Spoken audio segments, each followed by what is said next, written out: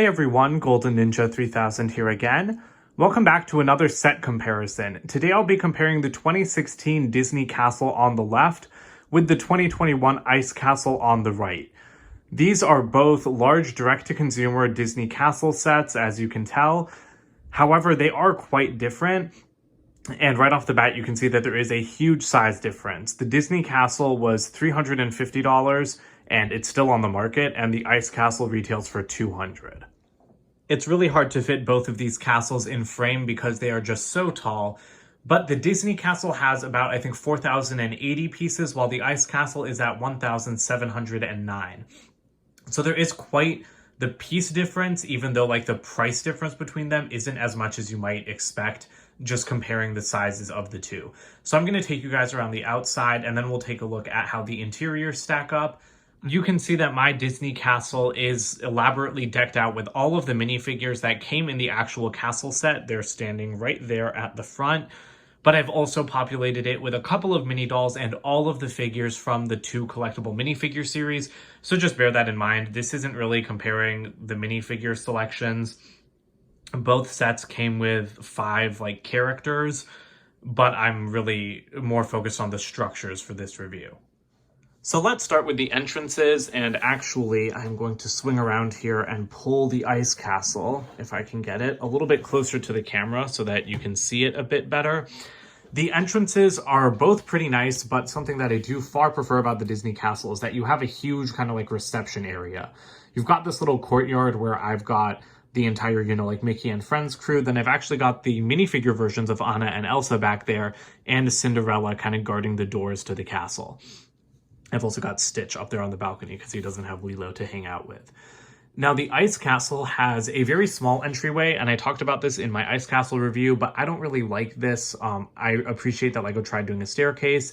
The interior is already pretty high off the ground, but I just don't think it works super well. That staircase is so steep, you can't even position figures on it, and there's no studs to help with that.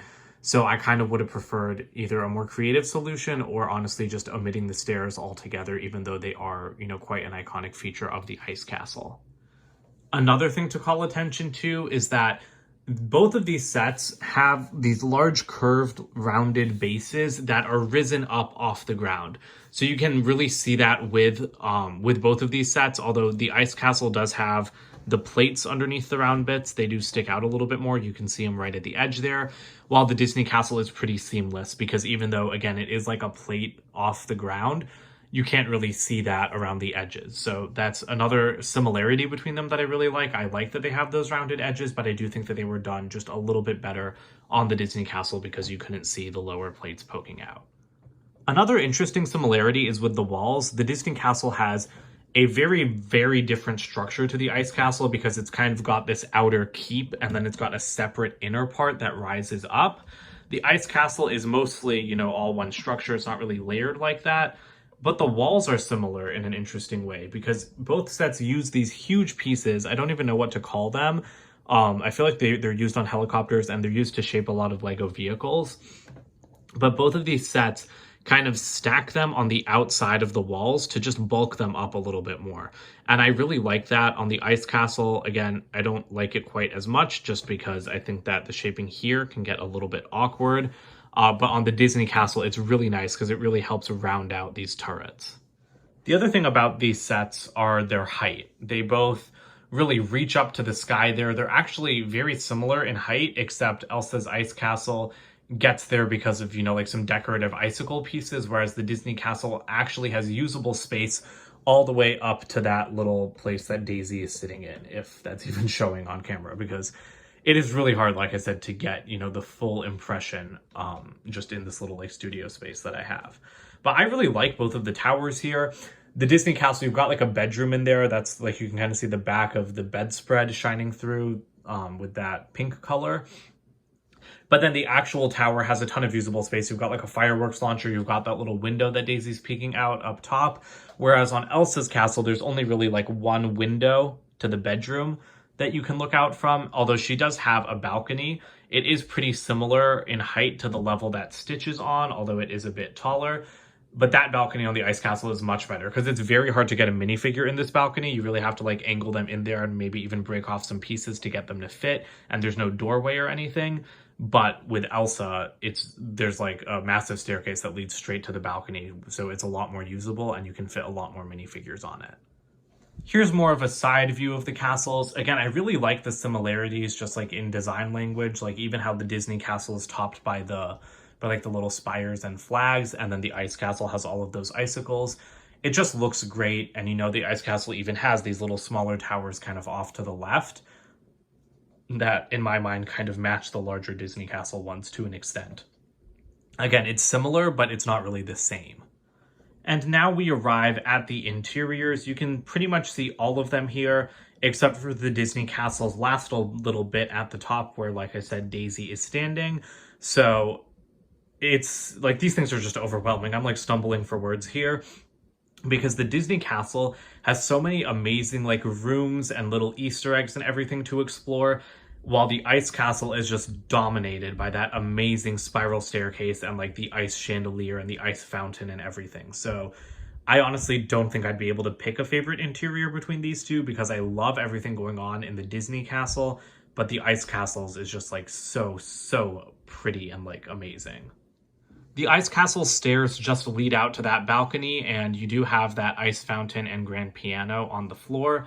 But there is a lot more going on in the Disney castle second level because you've got a little kitchen that I've got Donald Duck in right now. I believe that's supposed to be the kitchen from The Little Mermaid, not from Cinderella, but I'm not 100% sure.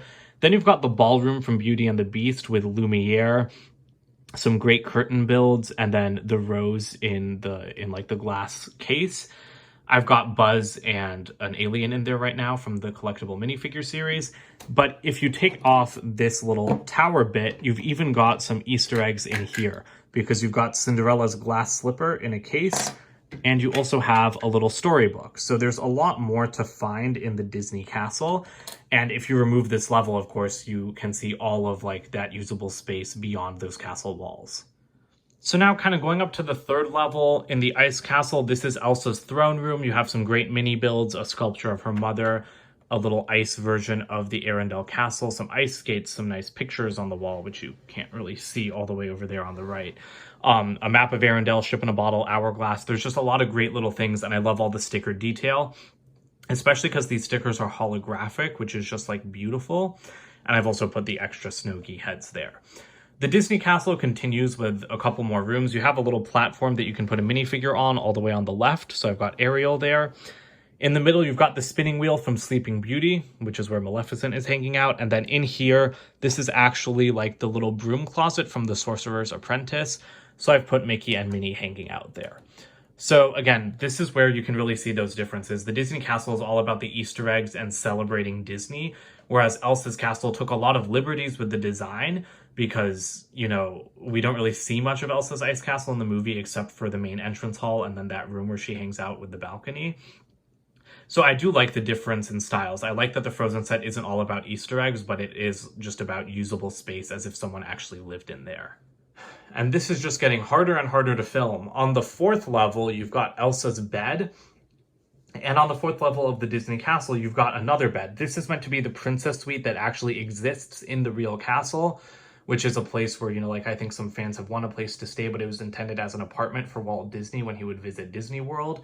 So that's really awesome. I love that room. But then you also have another little level over here. That's got a little treasure chest, if I can reach it, with references to Tangled, you know, with some hair and then a comb and some scissors. And you can also fire off some stud shooter fireworks from that level.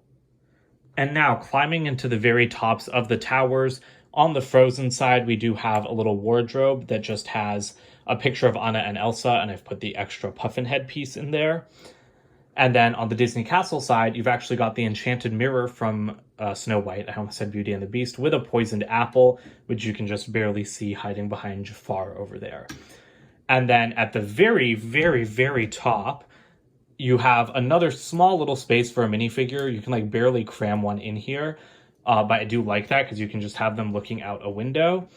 And then on Elsa's ice castle, sorry, I just want to put Daisy back there, you just have a little holding area for her puffin toy from when she was a child. Both of the castles end in massive spires. The Disney Castle one is much more elaborate and built up, and I've got Tinkerbell hanging off of that, whereas Elsa's Ice Castle is just a few pieces, but it is much taller. That's what really gives like the castle its final height. There is a pretty significant construction difference between these two, though, because Elsa's Ice Castle, you do build the main level first, just like with the Disney Castle, and then you kind of add all of this stuff on, but it's pretty secure. Like, Elsa's Ice Castle, the top isn't easily removable. You can, like, work at it a little bit, and actually, let me see if I can pull it off. No, you really can't pull it off. Like, it's not designed to pull off. I don't think it's strong enough to hold from this upper section, but it doesn't easily pull off. The Disney Castle is in stark contrast to that because it is so large. You can remove the entire tower. So you can take off this entire tower part. You can just see there's a bunch of jumpers left behind. And then you can also take off this kind of inner part. And so then you can transport it in 3 different sections. I definitely appreciate how easy it is to transport the Disney Castle. I don't usually separate the tower off. I usually leave the tower connected to this part. But it is kind of a pain in the butt because it's like if I'm carrying it from upstairs to downstairs, I have to make at least 2 trips.